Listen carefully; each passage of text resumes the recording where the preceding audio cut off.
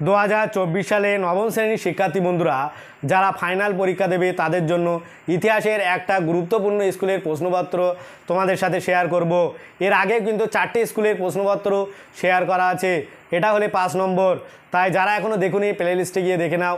এই 5টা স্কুলের প্রশ্ন যদি তোমরা ঠিকঠাকভাবে এই 2 থেকে আড়াই মাস প্র্যাকটিস করো তাহলে কিন্তু তোমাদের আর অন্য কোনো প্রশ্ন করা লাগবে না। তাই তোমরা এই 5টে স্কুলের প্রশ্ন ভালোভাবে দেখো এবং এইগুলো খাতায় লিখে বেশি বেশি করে প্র্যাকটিস করো, তাহলেই কিন্তু তোমাদের ফাইনাল পরীক্ষা খুব ভালো হবে এবং তোমরা খুব ভালো নম্বর পাবে এবং ভালো রেজাল্ট করতে পারবে। তাই ভিডিওটি প্রথম থেকে শেষ পর্যন্ত দেখতে থাকো, তাহলেই তোমরা কিন্তু মেন প্রশ্নগুলো এখানে পেয়ে যাবে। শুরু করছি ইতিহাস প্রশ্নপত্র। একের দাগ, সঠিক উত্তরটি বেছে নিয়ে লেখো। এখানে তোমাদের 20টি এমসিকিউ থাকবে, 20টি প্রশ্নেরই উত্তর করতে হবে। একের এক, অ্যাডাম স্মিথ ছিলেন। উত্তর 2, ব্রিটিশ অর্থনীতিবিদ। 2এর দাগ, অষ্টাদশ শতকে ফ্রান্স ছিল আসলে একটি। উত্তর 4 হবে, কৃষি নির্ভর দেশ। 3এর দাগ, ফ্রান্সের তৃতীয় সম্প্রদায় ছিল ফ্রান্সের মোট জনসংখ্যা। এটার উত্তর হবে 4। আমি উত্তরটি এখানে ভুল আছে কিন্তু সঠিক করে দিচ্ছি। উত্তর হবে 97% বেশি, কিন্তু এখানে কম আছে, তোমরা এটা দেখে নাও। 4এর দাগ, আইনি কাজের সুবিধার জন্য সমগ্র ফ্রান্সকে ভাগ করা হয়। উত্তর 2, 83টি প্রদেশে। 5এর দাগ, ফরাসি গোলন্দাজ বাহিনীতে নেপোলিয়ান সর্বপ্রথম নিযুক্ত হন 2 লেফটেন্যান্ট পদে। 6এর দাগ, নেপোলিয়ান পবিত্র রোমান সাম্রাজ্যের অবসান ঘটান। উত্তর 3এর দাগ, 1806 খ্রিস্টাব্দে। 7এর দাগ, কসাক নামক গেরিলা বাহিনী ছিল। উত্তর 2 রাশিয়ায়। তারপরে 8এর দাগ, নেপোলিয়ানের মৃত্যু হয়। উত্তর 3 1821 খ্রিস্টাব্দে। 9এর দাগ, অরেঞ্জ রাজবংশ ছিল। উত্তর 2 ইংল্যান্ডে। তারপরে 10এর দাগ, কূটনীতির রাজপুত্র নামে পরিচিত ছিলেন কে? এটা তোমরা অবশ্যই কমেন্টে জানাবে উত্তরটা কী হবে। 11 দাগ, মেটারনিখ কাসবার্গ ডিগ্রি জারি করেন। উত্তর 3 1819 খ্রিস্টাব্দে। 12 দাগ, রাশিয়ায় ভূমিদাস প্রথার অবসান ঘটান। উত্তর 4 দ্বিতীয় আলেকজান্ডার। 13 দাগ, স্পিনিং জেনি কে আবিষ্কার করেন? এই উত্তরটাও তোমরা কমেন্টে জানাবে। 14 দাগ, সুয়েজ খাল জাতীয়করণ করা হয়। উত্তর 2এর দাগ, 1956 খ্রিস্টাব্দে। 15 দাগ, রাশিয়ায় নৈরাজ্যবাদ আন্দোলন শুরু হয় 2 যার দ্বিতীয় আলেকজান্ডারের আমলে। 16 দাগ, 1918 খ্রিস্টাব্দে ব্রেস্ট লিটোভস্কির চুক্তি স্বাক্ষরিত হয়। উত্তর 1 রাশিয়া ও জার্মানির মধ্যে। 17 দাগ, লেবে নস্ত্রউম নীতির প্রবর্তক ছিলেন। উত্তর 2 হিটলার। 18 দাগ, রুশ জার্মান অনাক্রমণ চুক্তি স্বাক্ষরিত হয়। উত্তর 3 1939 খ্রিস্টাব্দে। 19এর দাগ, মার্শাল জুকভ ছিলেন। উত্তর 2 রুশ সেনাপতি। 20 দাগ, 14 দফা সত্ত্ব ঘোষণা করেন। উত্তর 4 মার্কিন প্রেসিডেন্ট কে হবে? রুজভেল্ট। তারপরে আসবো বিভাগ খ থেকে। তোমাদের এখানে 16টা প্রশ্ন থাকবে। 16টার প্রশ্ন প্রত্যেকটা উপবিভাগ থেকে অন্তত তোমাদের একটি করে মোট 16টি প্রশ্নের উত্তর দিতে হবে।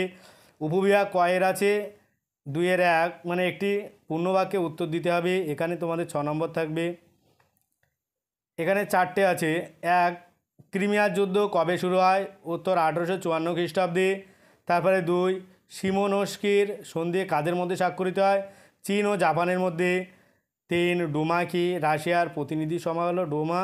আর 4এর দাগ, জাতিসংঘের প্রথম মহাসচিব কে ছিলেন? উত্তর স্যার এরিক ড্রুমন্ড। তারপরে আসবো উপবিভাগ খ থেকে। এখানে সত্য বা মিথ্যা নির্ণয় করতে হবে। 1 কোড নেপোলিয়ান প্রবর্তিত হলে এই প্রথম ফ্রান্সের সর্বত্র একই ধরনের লিখিত আইন চালু হয়। এটা সত্য। 2 ইতালির একটি উল্লেখযোগ্য গুপ্তি সমিতি ছিল কার্বোনারি। এটাও কিন্তু সত্য। আর 3এর দাগ, 1815 খ্রিস্টাব্দে হামফ্রে ডেভি সেফটি ল্যাম্প আবিষ্কার করেন। এটাও সত্য। 4এর দাগ, মুসোলিনি নিজেকে ফুরিয়ার হিসাবে ঘোষণা করেন। এটা কিন্তু মিথ্যা। তারপরে উপবিভাগ গ থেকে। এখানে কয়স্তম্ভের সাথে ক্ষয়স্তম্ভ মেলাতে হবে। তোমাদের 1 আছে টিলসিডের চুক্তি। এটা হবে ঘ 1807 খ্রিস্টাব্দে হয়। 2 ফন্টেনব্লু সন্ধি কবে হয়? উত্তর গ 1814 খ্রিস্টাব্দে। আর 3 আছে অ্যাড্রিয়ানোপোলের সন্ধি কবে হয়? উত্তর ক 1829 খ্রিস্টাব্দে। আর 4 আছে টিয়েনসিন সন্ধি। উত্তর হবে খ 1854 খ্রিস্টাব্দে। তারপরে আসবো উপবিভাগ ঘ থেকে। এখানে বিবৃতিগুলির সঠিক ব্যাখ্যাটি নির্বাচন করতে হবে। এখানে 1 আছে বিবৃতি, নেপোলিয়ান দ্বিতীয় জাস্টিনিয়ান নামে পরিচিত ছিলেন। এখানে উত্তর আমি জানিয়ে যাচ্ছে। উত্তর ব্যাখ্যা 1 আইন সংহিতা রচনার জন্য। আমার চ্যানেলে নতুন থাকলে অবশ্যই চ্যানেলটি সাবস্ক্রাইব করো, আর অলরেডি যারা চ্যানেলটি সাবস্ক্রাইব করেছে তাদেরকে অনেক অনেক ধন্যবাদ। তারপরে আসবো বিবৃতি 2। 1815 খ্রিস্টাব্দে ভিয়েনা সম্মেলন অনুষ্ঠিত হয়, এটার উত্তর হবে ব্যাখ্যা 2, ইউরোপে পুরাতনতন্ত্রের পুনঃপ্রতিষ্ঠার জন্য। আর বিবৃতি 3 আছে, অষ্টাদশ শতাব্দীতে ইংল্যান্ড সহ ইউরোপের বিভিন্ন দেশে শিল্প বিপ্লব শুরু হয়, এটা উত্তর হবে ব্যাখ্যা 2, ইউরোপীয় দেশগুলি শিল্পোন্নত দেশে পরিণত হয়। তারপরে আসবো বিবৃতি 4। 1919 খ্রিস্টাব্দে ভার্সাই চুক্তি স্বাক্ষরিত হয়, এর উত্তর হবে ব্যাখ্যা 3, এই চুক্তি জার্মানদের কাছে ভীষণভাবে অমর্যাদাকর ছিল। কৃতজ্ঞতা স্বরূপ চ্যানেলটি অবশ্যই সাবস্ক্রাইব করো আর পাশে থাকা বেল আইকনটি ক্লিক করো, যাতে পরবর্তী ভিডিওগুলো সবার আগে পেতে পারো। আর ভিডিওটি তোমার বন্ধুদের সাথে বেশি বেশি শেয়ার করো, যাতে তারা এটা পেয়ে অনেক উপকৃত হয়। আরও নতুন নতুন ভিডিও কিন্তু তোমরা এই চ্যানেলে পেয়ে যাবে। তারপরে বিভাগ গ থেকে আসছে, নিচের প্রশ্নগুলির 2-3টি বাক্যে উত্তর লিখতে হবে, যে কোনো 11টি, 11 দিনও 22। 3-1 অ্যাসিয়ারিজম কি? 2 মানুষ ও নাগরিকের অধিকার ঘোষণার মূল 2টি সত্য লেখো। এই 2-এর প্রশ্নগুলো কিন্তু মোস্ট ইম্পর্টেন্ট, প্রত্যেকটা প্রশ্ন তোমরা বাড়িতে প্র্যাকটিস করবে। 3-এর দাগ রাইন রাষ্ট্রসংঘ কি? 4-এর দাগ পোড়ামাটি নীতি বলতে কী বোঝো? ভীষণ ইম্পর্টেন্ট। 5-এর দাগ বিগ 4 বলতে কাদের বোঝায়? 6-এর দাগ জোল ভেরাইন কি? প্রত্যেকটা প্রশ্নই দেখতে পাচ্ছ তোমরা কিন্তু ইম্পর্টেন্ট আছে, এর আগেও এগুলোর সাথে অনেকেই পরিচিত। 7-এর দাগ ফ্যাক্টরি প্রথা কি? 8-এর দাগ আফ্রিকাকে অন্ধকারাচ্ছন্ন মহাদেশ বলা হয় কেন? 9-এর দাগ প্যারি কমিউন কি? 10-এর দাগ এপ্রিল থিসিস বলতে কী বোঝো? 11 দাগ হুবার মোরাটোরিয়াম বলতে কী বোঝো?